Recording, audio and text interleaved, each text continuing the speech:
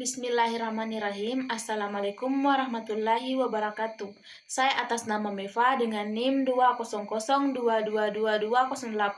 dari Reguler 5 Prodi Administrasi Publik Fakultas Ilmu Sosial dan Politik Universitas Muhammadiyah Senjai.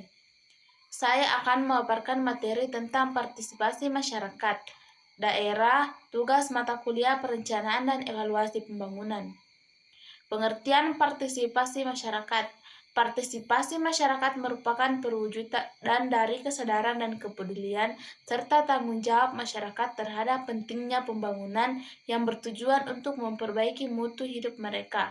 Sangat dibutuhkan untuk membangun pemerintah yang akuntabel, transparan, dan responsif terhadap kebutuhan masyarakat, memberikan ruang dan kapasitas masyarakat untuk memenuhi kebutuhan dan hak-hak mereka, mengembangkan potensi dan prakarsa lokal, mengaktifkan peran masyarakat, serta membangun kemandirian masyarakat.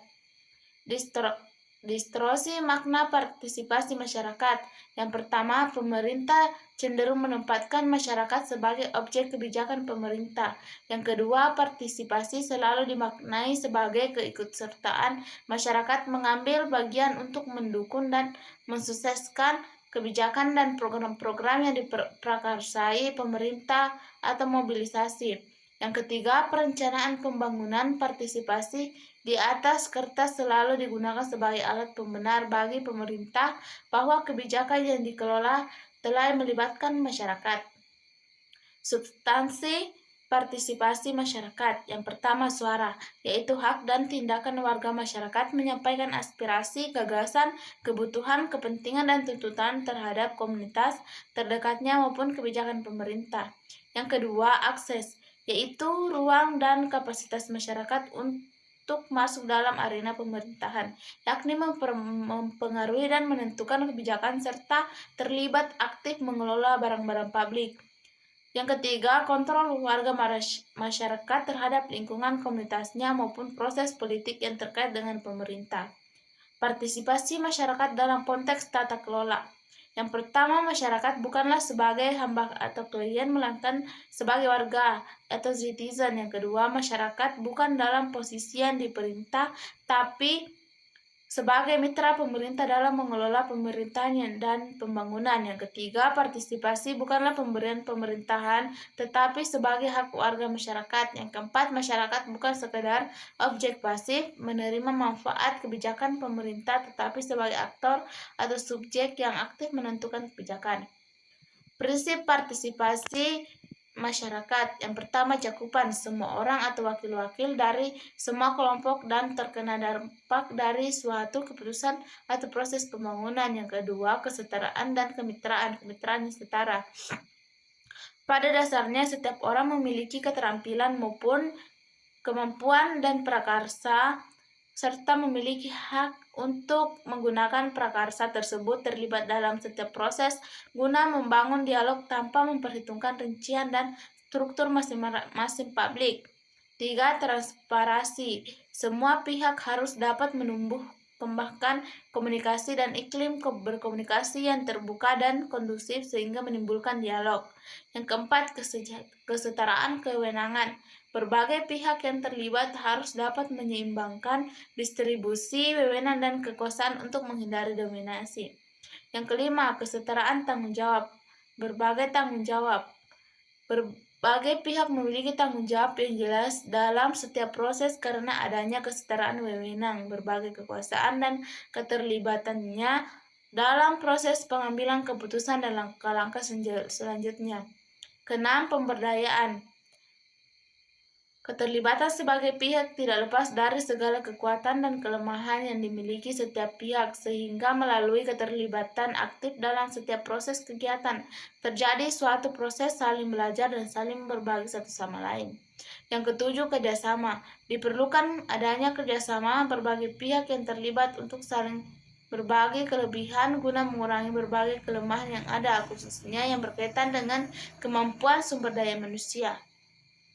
Manfaat partisipasi masyarakat. Yang pertama, program dan pelaksanaannya lebih aplikatif terhadap konteks sosial, ekonomi, dan budaya yang sudah ada, sehingga memenuhi kebutuhan masyarakat.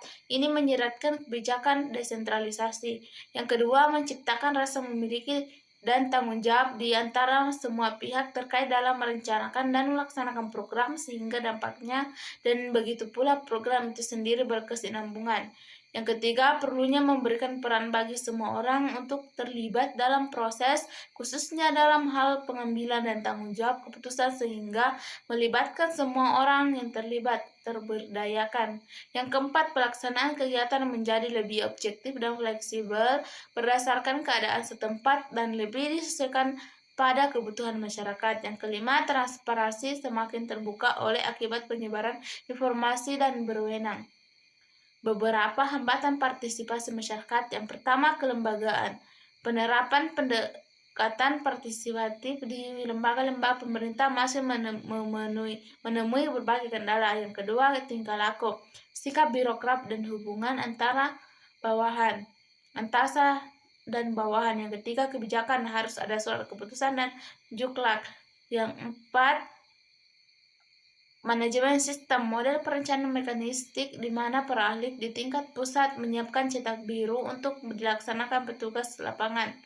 Kelima, sumber daya manusia, masih butuh untuk memperkenalkan agar konsep ini bisa diterima oleh seluruh pemangku kepentingan. Menanggulangi hambatan partisipasi masyarakat. Yang pertama, tingkat desa.